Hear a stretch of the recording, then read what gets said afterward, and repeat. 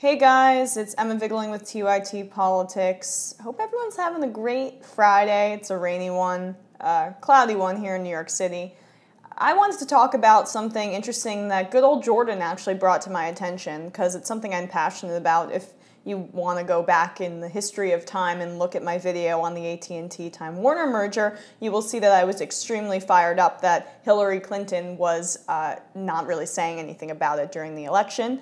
But it looks like that merger is pending and is going to go through, so our media companies are going to consolidate further, power is going to concentrate even further, and fewer voices are going to be heard on TV, even more than we know now.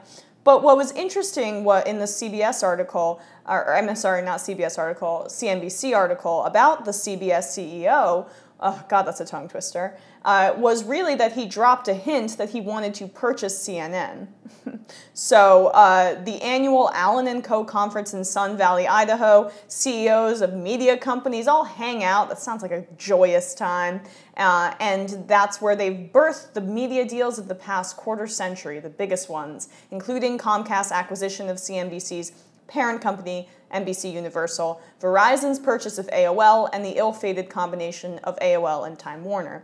This is from CNBC, that is their framing. I would argue that all of them are ill-fated because they completely remove many voices from news and only one voice is being heard: corporate, establishment.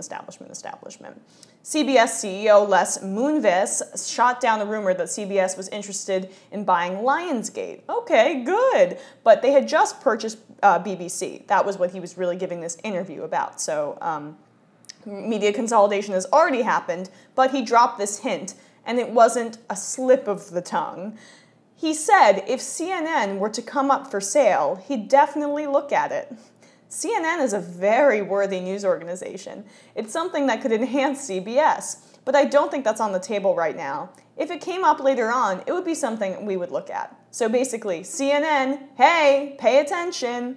I want to purchase your company, and together we can join forces against this tidal wave of internet news that is really taking our key demographics. So this same CEO, Les Moonves, said this during the presidential race about Donald Trump. It may not be good for America, but it's damn good for CBS. He called the campaign for president a circus full of bomb throwing, but he hopes it continues. Most of the ads are not about issues. It's sort of like the debates. Man, who would have expected the ride we're having now? The money's rolling in, and this is fun. Oh.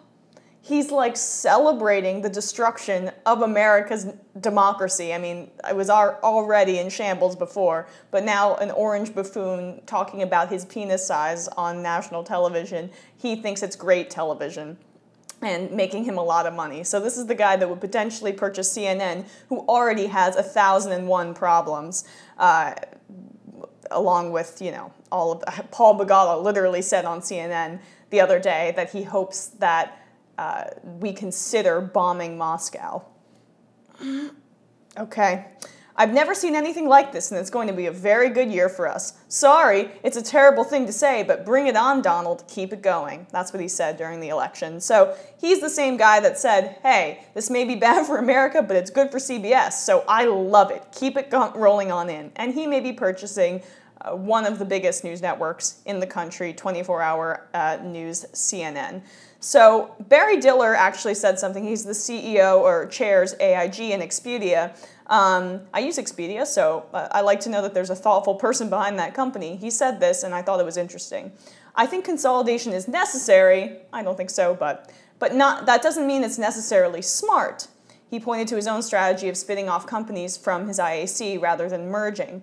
Consolidation is good when you are no longer growing, and there is no growth in your sector. So you consolidate and cut costs and do all these things. But while I think it will continue, I don't myself believe in it. Interesting.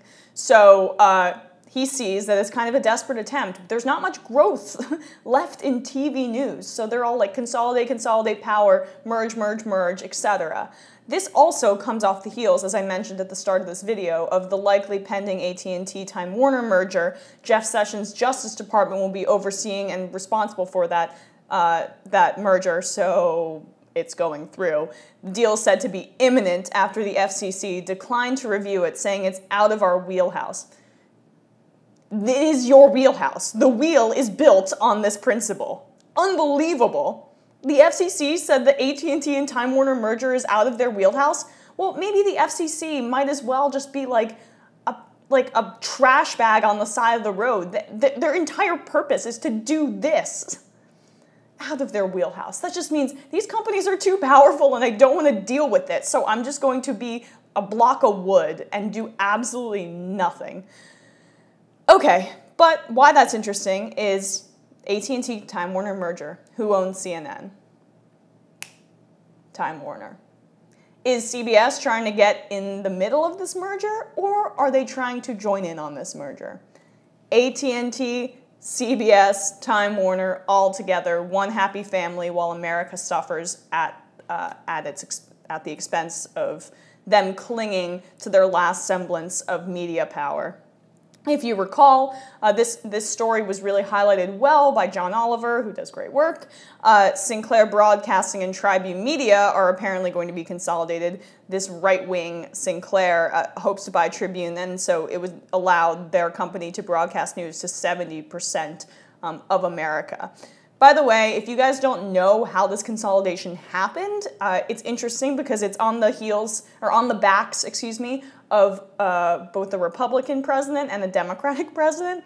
In the 1980s, Ronald Reagan's FCC chairman Mark Fowler brought a new deregulatory view into vogue, and the federal government's efforts to prevent media consolidation began to unravel.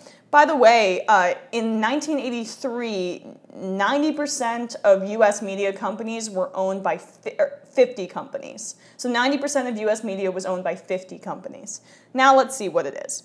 By the way, the watershed moment, which really unraveled this entire situation and allowed consolidation to continue to go further, was Bill Clinton's decision to sign the Telecommunications Act in 1996, which handed lobbyists a major victory. So this was one of the beginning of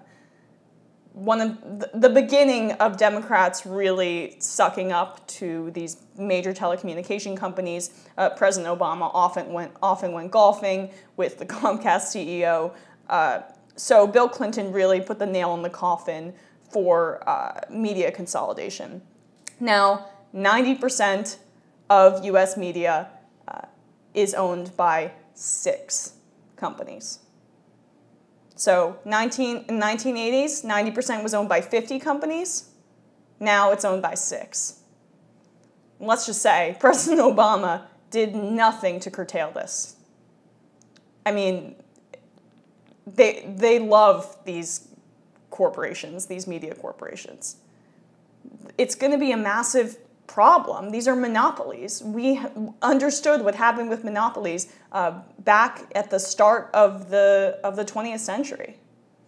So this is terrifying. You should also know that this has happened before. Monopolies, the railroad monopolies, were not good for America, and these telecommunication monopolies are not good for America, as well as the big banks. But this is why net neutrality is so important, and this is really how I'm going to end this video, because the fight for net neutrality is ongoing. The American people have broken records talking about how sending in requests to the FCC saying, please keep net neutrality, please do it. And it's not looking good because, again, we elected Donald Trump, and he put in a lobbyist or a former lawyer for, I believe, Verizon, Ajit Pai, into that position. So it's not looking good, but we can fight back. The internet is really the only place where that consolidation doesn't exist. Companies like the Young Turks can come out of it, Democracy Now!, organizations that fight power and speak truth to power. They don't have to, respond to these corporate overlords. And there are many voices, and the best voices, the ones that resonate most with people, can come out of that. But if we get rid of net neutrality, then what's going to happen? Voices that challenge power could be slowed down. Voices that aren't favorable to the parent company could be completely slowed down to the point where their customers cannot access it.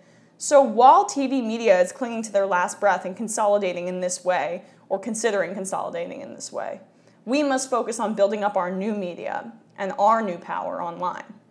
Because we can't rely on these CEOs to bring us the news. We can't rely on CNN, MSNBC. They are just going to continue to glom onto each other and make sure that they hold on to their last breath. But we have to build something better for ourselves online. That's what's important. All right, guys, have a good day.